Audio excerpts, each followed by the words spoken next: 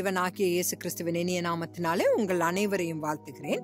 இன்று நாம் பொய்யான அல்லது போலியான உலகில் வாழ்கிறோம் என்று தியானிக்கலாம்.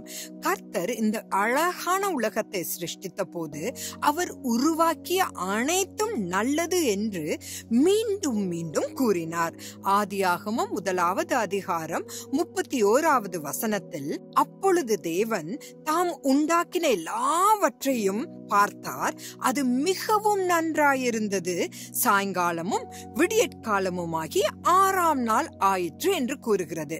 நான் படித்த இந்த வசனத்திலிருந்து கர்த்தர் மனிதனை படைத்த பிறகு, அதாவது ஆதாமை படைத்த பிறகு, அவர் சிருஷ்டித்த உலகை கண்டு மகிழ்ச்சியும் திருப்தியும் அடைந்தார் என்ற முடிவுக்கு வரலாம்.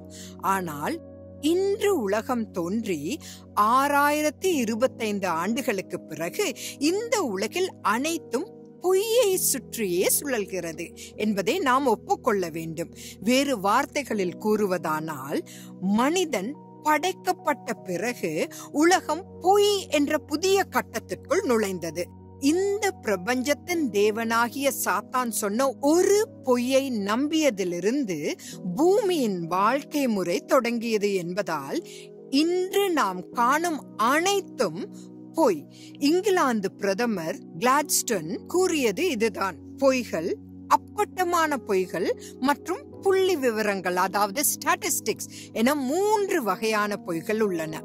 எனவே புதிய ஏற்பாட்டில் உங்கள் பிதாவாகிய பிசாசு பொய்யனாயிருக்கிறான் என்று எழுதப்பட்டிருக்கிறது. பொதுவாக பிசாசு அல்லது சாத்தான் என்று அழைக்கப்படும் அவன் ஆரம்பத்திலிருந்தே ஒரு பொய்யன் என்று இயேசு கிறிஸ்து கூறுவதில் ஆச்சரியப்படுவதற்கில்லை.